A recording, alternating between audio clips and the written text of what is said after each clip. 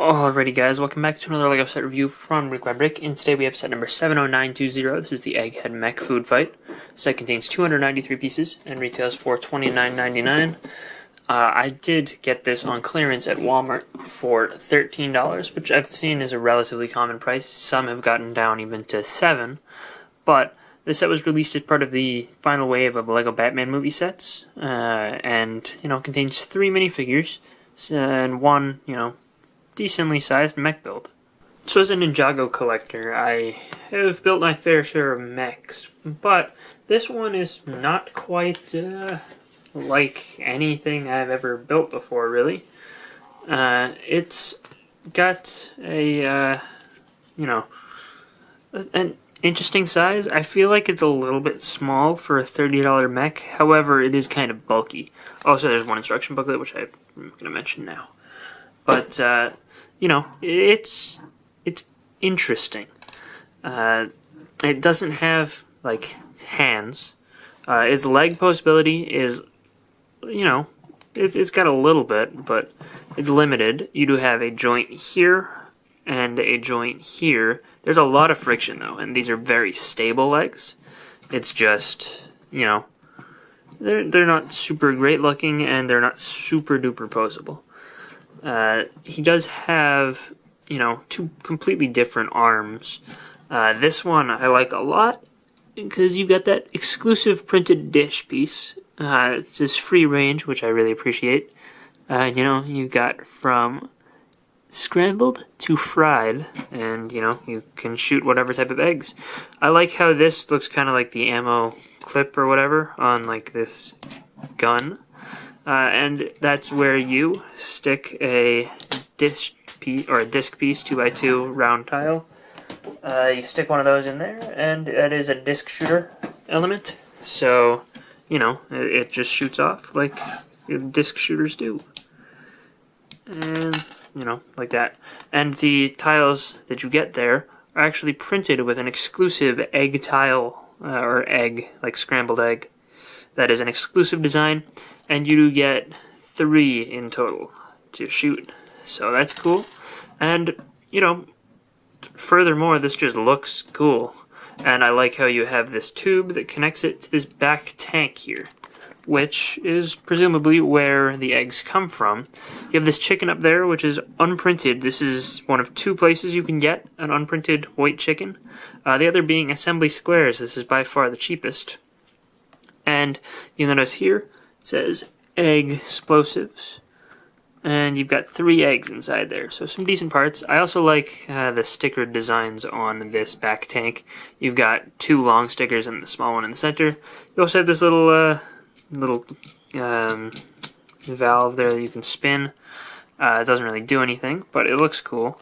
And this section of the build I think is really, really nice, and I appreciate it. It is a little bit far back from the actual mech, so maybe it would make more sense if it was in one. And actually, I feel like I should be checking the instruction booklet to make sure I didn't just build it wrong, because that is a little bit odd feeling. But nope, that is correct. You can move it forward, I believe, if you want to. You just have to remove that, you have to do a little bit of modification. You can't just simply pick it up and move it because there's a Technic axle going all the way through this bottom section, but you could do it because there is the extra stud of space. The other arm here, also these can be moved up and down. I don't know what they're supposed to be, maybe some sort of fuel, but they look alright. But the other arm is a mixer, kind of. It's got that kind of shape to it. A little bit more colorful than most mixers, but it's cool.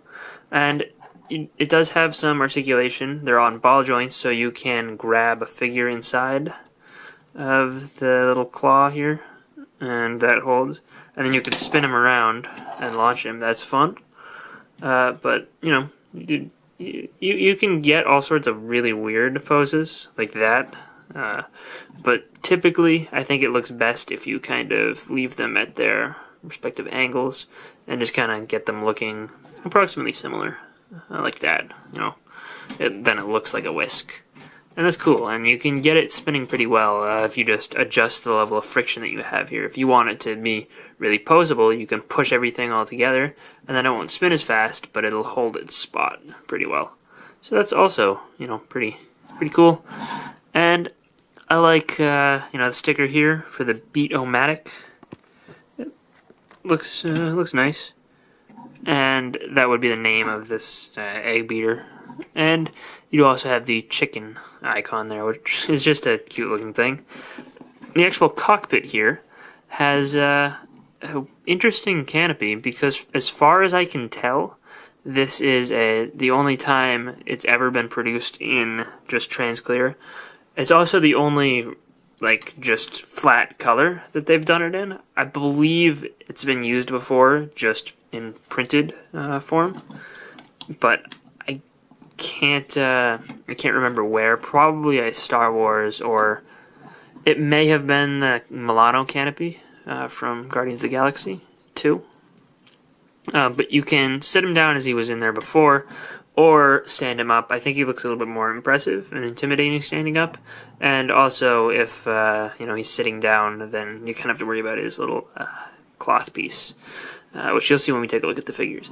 But they did a good job rounding this all out and making it look like an egg. And you've got the yolk there, and it's kind of dripping down the bottom as well. So, it's a pretty interesting design for a mech, and it's kind of unlike things I've seen before. Personally, I am not a massive fan of the way this looks just on display, but it definitely has some great, posability and play features, which I forgot to demonstrate as I was showing you the arms. But, they move all around pretty much, so very good posability for the, bulkiness of this thing with the arms. The legs are still a little bit limited. The first two figures that we're going to take a look at are the simpler two. That is Batman, who is not exclusive to this set, and he has this set of face prints, and Egghead, who has a brand new torso print, which is a really nice looking white suit, and I like how it has the yellow in there. His face print is also nice. It kind of reminds me of the Crazy Colt minifigure, I think, if I'm remembering what that face looks like correctly. But since he doesn't have anything, covering the back of his head, it's only a single-sided face, Batman does have the alternate face, and a little bit of printing on the back of his torso, but you've seen that a million times before probably, because this is a very common figure. I do like it. He also comes with a grappling gun in this set, which is cool, and a little bit less common. But the most interesting thing out of both of these figures, also, I forgot to mention, but you could see it, Egghead does have this tailcoat piece, which I believe the same cut is used on Flitwick and Mickey from the Disney Castle. Flitwick's maybe a little short. No, I think Flitwick's is the same length. But Egghead's head, or I guess headgear piece, is this little dome that fits right around a minifigure's head. So I don't think it'll fit onto a stud very well. Let's try it.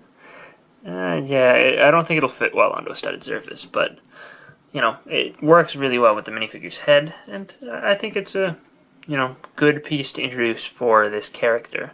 I don't know how they're going to use it again, though. That'll be interesting to see. But by far the star of the set for me is the Condiment King minifigure. And this figure is just a really goofy character, and I'm really glad to get him in minifigure form. I'll be honest, he was the main reason that I picked up this set on clearance. He has the two stud launchers. They're red and yellow studs to represent mustard and ketchup, and it comes off from his built-up little backpack here, which has the red and white tanks. His helmet is new in this green color. It's a bright green, not a regular green, and he has this first facial expression that is him with his face covered in mustard, like he's eating something. And he also has this angry, villainous expression, which still looks a little bit goofy, but I like it. Only issue I have here is that face skin tone is not quite the correct skin tone. There's no back printing on the back of his torso. He does have dual molded legs, though, which you can see more clearly when I remove the backpack thing.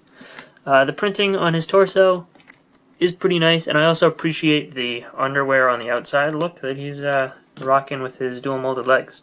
It would have been nice to get a little bit of side printing just on the very tops of the legs, just to carry around the white underwear design. But, you know, for what it is, I think that this figure is designed well. I think that the biggest flaw is the skin tone of the face. It's not as bad as the Lady Iron Dragon from the Ninjago movie, but it's still not quite perfect, and, you know, it's a little bit more visible when you compare him to an actual figure with a regular skin tone. But on his own, he looks alright. Overall, while I'm happy I got this set, and I'm happy with the figures here, and the design of this, I do feel like it is a little bit pricey for what you get. It just doesn't feel like the volume is there for $30. At a $20 set, this would be amazing, because usually $20 sets tend to include like 2 exclusive figures, and then, you know, maybe a more common one. As well as, you know, a build probably this size. This may be a little bit bigger, so maybe 25, but, you know, I just don't quite see the value at $30. It is a really, you know, pretty nice set for play. For display, you know, it's a little bit not perfect from some angles, but it doesn't look bad.